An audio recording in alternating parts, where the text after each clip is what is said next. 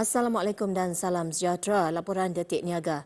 Cadangan penggabungan Bank Pembangunan Malaysia Exim Bank dan SME Bank masih dalam proses. Perdana Menteri Datuk Seri Anwar Ibrahim memberi jaminan tumpuan terhadap kepentingan perusahaan kecil dan sederhana tidak akan diketepikan walaupun dengan penggabungan tiga bank itu. Antara syarat yang ditekankan oleh bank negara yang memantau soal penggabungan, walaupun terlalu awal untuk saya berikan komen, tetapi syarat PMKS, syarat pinjaman Bumiputera itu tetap dijadikan satu ukuran dan dasar daripada penggabungan ini. Untuk rekod, Perdana Menteri mengumumkan institusi keuangan pembangunan akan distruktur semula semasa pembentangan belanjawan 2024. Ia dilaksana melalui penggabungan Bank Pembangunan Malaysia SME Bank dan Exim Bank. Malaysia mampu menjana 2,800 megawatt tenaga boleh baru daripada sisa kelapa sawit daripada 446 kilang komoditi itu di seluruh negara. Menteri Peladangan dan Komoditi Datuk Seri Johari Abdul Ghani berkata, ketika ini hanya 20% daripada kilang sedia ada terlibat dalam memproses sisa sedemikian bagi menghasilkan tenaga hijau. It's about 6 to 7 megawatt for every palm oil mill.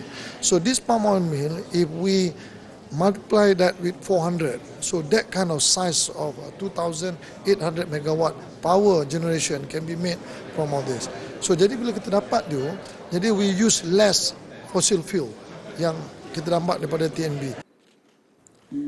Datuk Seri Johari ditemui selepas menyampaikan ucap tama di pameran Kongres Minyak dan Lemak OFIC 2024. Jelasnya kos membina loji jana kuasa 2,000 megawatt ketika ini mencecah nilai yang besar dianggarkan mencecah 9 bilion ringgit. Ketika ini kerajaan menawarkan insentif bagi menggalakkan pengilang sawit menghasilkan tenaga hijau. Dalam pada itu, Datuk Seri Johari turut menjelaskan bahawa peningkatan cukai ekspor minyak sawit mentah bertujuan untuk menggalakkan pemain industri untuk ekspor segmen hiliran yang bernilai lebih tinggi.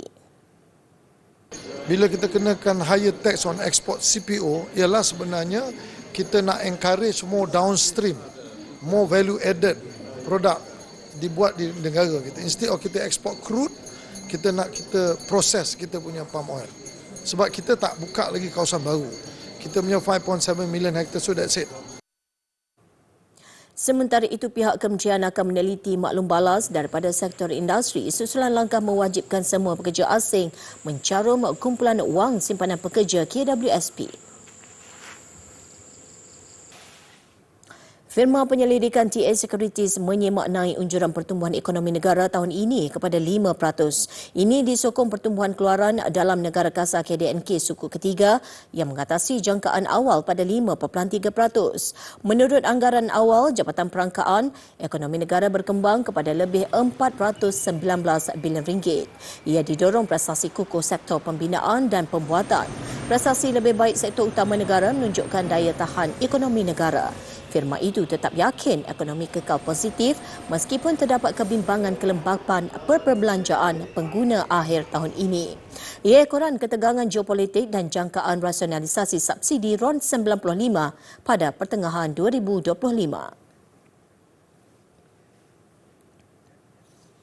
Bursa Malaysia ditutup rendah hari ini sejajar pasaran saham serantau pada jam 5 petang. FBM KLCI susut 3.14 mata kepada 1,642.54.